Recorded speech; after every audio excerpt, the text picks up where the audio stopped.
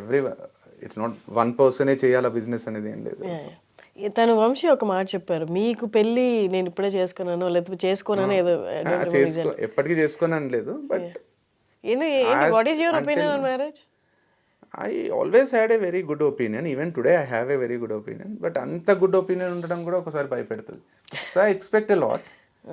And when somebody expects from me, if I don't deliver, I feel a lot. Guilt, regret. So expectations లేకుండా పెళ్ళి ఉండదు. Expectations అన్ని fulfil చేసే స్టేజ్లో కూడా నేను లేను.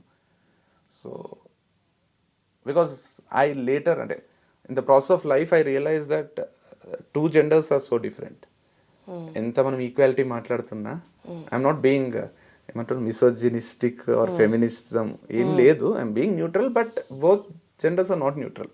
We all have to understand that. And ఎవరైతే వీడియో చూస్తున్నారో వాళ్ళు కూడా అర్థం చేసుకోవాలి. నేను ప్రాసెస్ ఆఫ్ లైఫ్లో అర్థం చేసుకున్నా. I always had a different opinion. Like ఆడపిల్లలు మగపిల్లలు నేను ఒకటే అనుకుంటాం కానీ ఒకటి కాదు, ఎప్పటికీ కాలేరు. వాళ్ళ కోరికలు, వాళ్ళ ఆశలు, వాళ్ళు భర్త నుంచి ఎక్స్పెక్ట్ చేసేది కంప్లీట్లీ డిఫరెంట్. అండ్ ఒక భర్త భార్య నుంచి ఎక్స్పెక్ట్ చేసేదో, ఒక భర్తకుండే కోరికలు ఒక భార్యకుండే కోరికలు ఎప్పుడూ సేమ్ ఉండవు. భార్య కోరికలు అన్ని తీర్చడానికే భర్త సాయి శక్తులు ప్రయత్నించినా తీర్చలేరు. తను ఎక్కడో దగ్గర డిసప్పాయింట్ అవుతుంది, తను ఎక్కడో దగ్గర నేను కోరుకున్నది ఇది కాదనిపిస్తుంది. At some point, not every day in day out కాదు కానీ.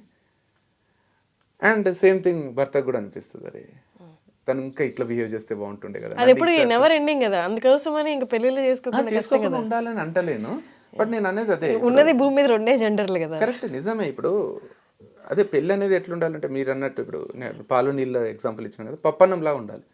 అన్నం ముట్టి తినలేం, పప్పు ఉట్టి తినలేం, కానీ కలిపితే రుచి వస్తుంది కదా. అట్లా రెండు కలుపుకొని తింటే రుచి రావాలి. ఇండిపెండెంట్గానే రుచికరమైన రెండు కలిపితే టేస్ట్ పోయేటట్టు ఉండరాదు.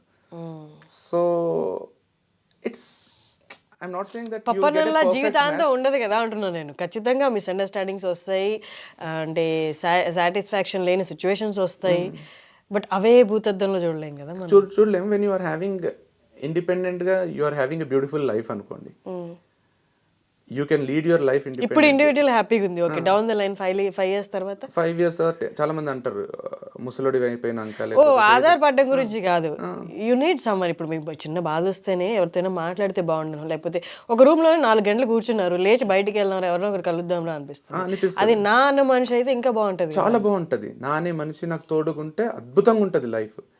కానీ నా అనే మనిషి నాకు తోడుగుండడం, ఇప్పుడు సినిమాలో చేసిన 3 గంటల్లానే జీవితం ఉండదు కదా. నాకు 50% సుఖాలు లేకపోతే ఆనందాలు, బ్లిస్ఫుల్ లైఫ్ ఇచ్చిన వ్యక్తే 50% ఈ జీవితం నాకు అవసరమా, ఇంత నరకం అవసరమా నాకు అని చెమటలు పట్టేటట్టు కూడా చేస్తుంది. మీకు లవ్ ఫెయిల్యూర్స్ ఉన్నాయా? లవ్ ఫెయిల్యూర్స్ లేవు, కానీ did you love anyone? I know people how they